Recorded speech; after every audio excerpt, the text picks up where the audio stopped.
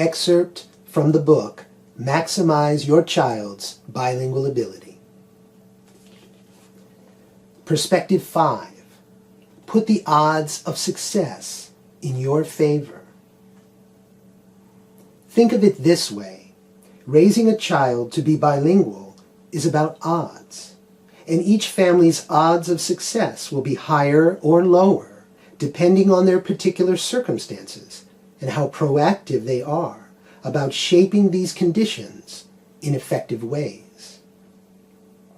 My experience as a teacher at Hiroshima International School demonstrates that the odds of a Japanese child successfully becoming bilingual are extremely high when that child acquires Japanese from the family and community and English from the school environment.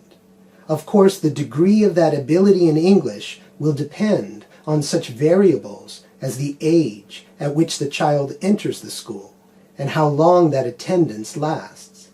Still, I think it's safe to say that, generally speaking, strong bilingual success for children who are exposed to the majority language at home and the minority language at school is virtually assured.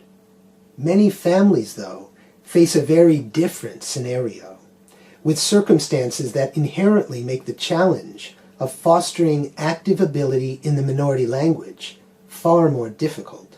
In other words, such circumstances, instead of working in the family's favor, as in the previous example, work against their success.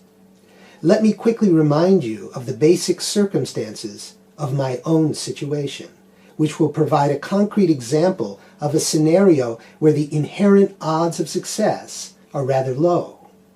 I'm the minority language parent, yet not the main caregiver. My kids have always gone to majority language schools. My partner doesn't speak the minority language well. The minority language isn't used much in our environment, and we don't often travel.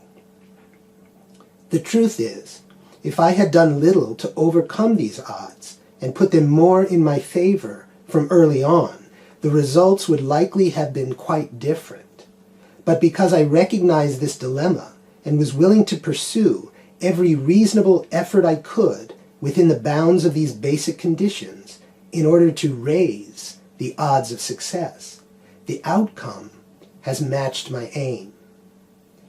If it had seemed that these efforts, which this book describes in detail, weren't sufficient to reach this goal, I would have had to either address the basic conditions themselves, such as pursuing some form of schooling for them in the minority language, or scale back my ambitions to an appropriate extent to avoid disappointment and frustration.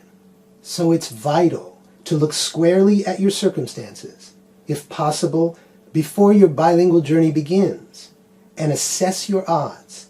Are they generally favorable or unfavorable? If the odds seem stacked against you, you must be as proactive as possible in order to shift those odds more firmly in your favor. The greatest impact, of course, often results from reshaping the basic circumstances themselves in certain contextual ways. Your spouse begins using the minority language too. You enroll your child in a minority language school. You travel more to a minority language location, etc. But if such larger changes aren't feasible, the responsibility for raising the odds of success will fall solely on your daily efforts. Amid the challenging conditions of your situation, you must remain as energetic and resourceful as possible day by day in order to provide your children with ample language exposure and a need to actively use the language.